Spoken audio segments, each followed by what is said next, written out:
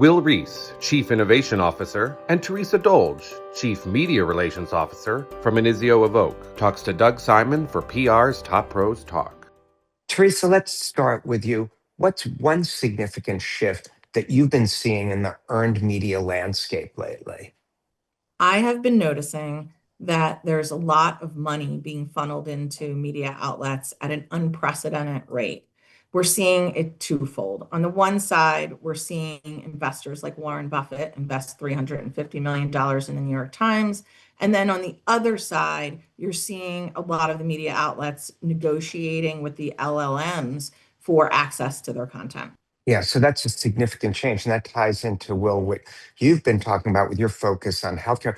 Why is local media become even more important in the pharma and health space?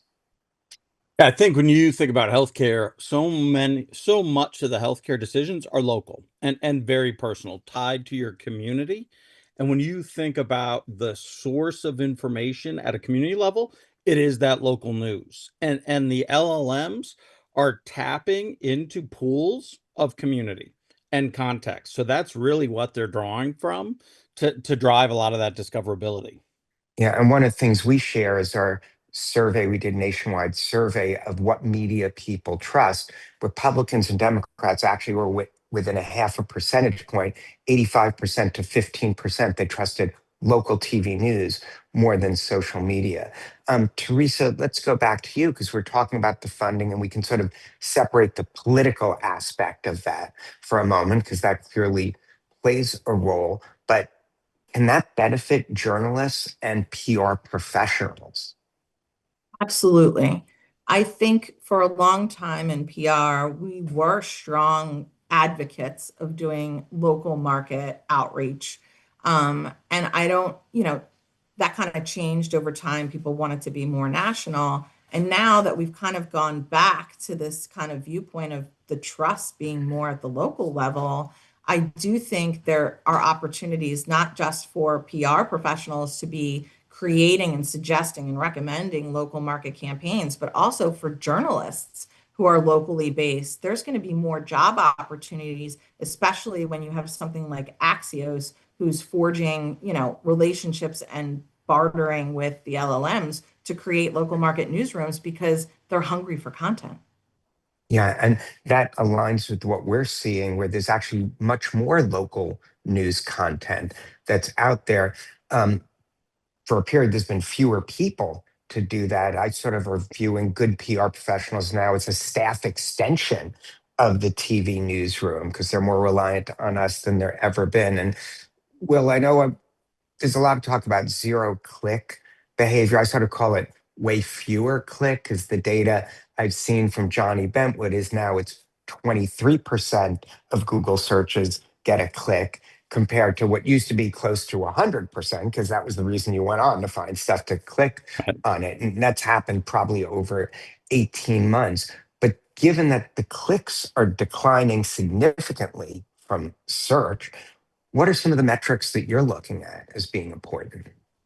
Yeah, I think, visibility and discoverability important. And I think many brands are not as visible as they should be or as visible for the breadth of questions that are coming in. The other big piece is quality of the citations and quality of the language. This is where really the communication comes in. What do you want to be known for as a brand? We're the most innovative, we're the smartest, we're the fastest. Those adjectives matter. And your reputation around that matters. That quality is where you want to be. You might show up in the list, but if you're third or fourth, or your attribution isn't strong, that weakens that initial impression that you're making through that LLM. Interesting. I think it's also been critical just showing up. Increasingly, people are starting to list the attribution or these LLMs, or so when it wasn't even there for a while. I've sort of have to read it, and who knows what the source was. Now that that is being added into it, it is much more important. Um, Love this conversation and really love the fact that this earned media pendulum has swung back to us, which is making sort of the traditional PR or publicity of getting people out there with coherent projects. Um, One of the things we see, and we're hearing it from stations, is they want more optimized content so their content gets more discoverable because they're putting online. Looking ahead, what are some of the things you're seeing? And Theresa, let's start with you. What's your crystal ball looking like? How to optimize the content. I think one of the things that we've known for a very long time in earned media is the credibility of, certain outlets and also things like advocacy partners and also leading key opinion leaders from academic institutions. So I think what we're going to see is we need the message that we're putting out there to be spread across all of those things in different places in order to be optimized in the rankings when we go in there and the people are doing their searches. It's going to rate the credibility based on things that we in earned media have always known were credible, and now LLMs are basically validating. It's a beautiful moment in time, actually. Yeah, and I think the key is also that they've got to be out there consistently because Yes. recency is an additional factor. So you might do one earned media campaign. It felt like, okay, great, now we're good. Now we can go back to doing whatever Will else it was we're doing. Will and I were just talking about that. As Will calls it, the freshness.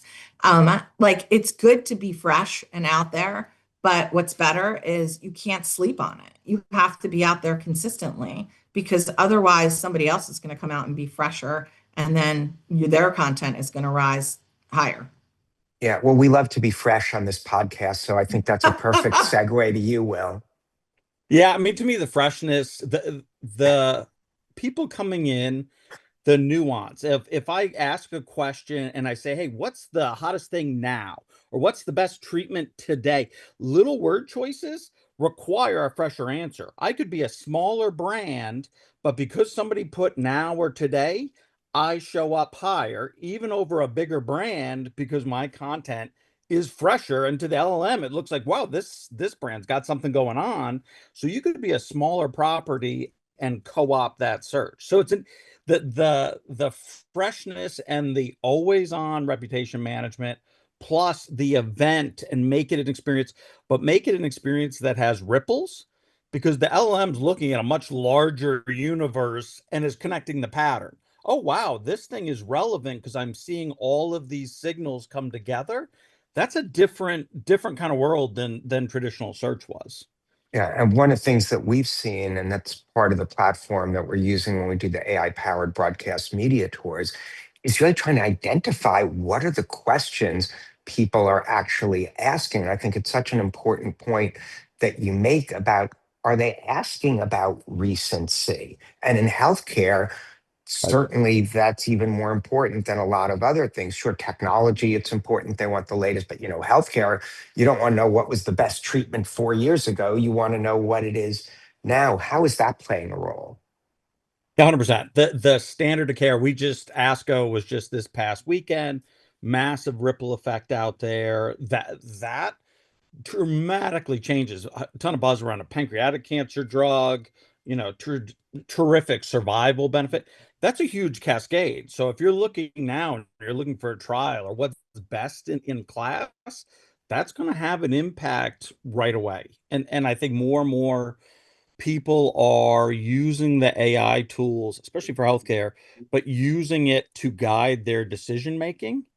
And that is less as a reference, like I want a fact or an answer, and more as a decision support tool, which changes some of those inbound questions. Well, I look forward to decision support tool just being known as DST, because why wouldn't it be? Theresa, any final thoughts you want to throw in there? We do need to think about how we program for discoverability on these LLMs. It's very different than probably we were building our campaigns and going about creating programs and public relations for all those years. This is a different beast. And I think we need to think about how we're creating programs that will rank us higher.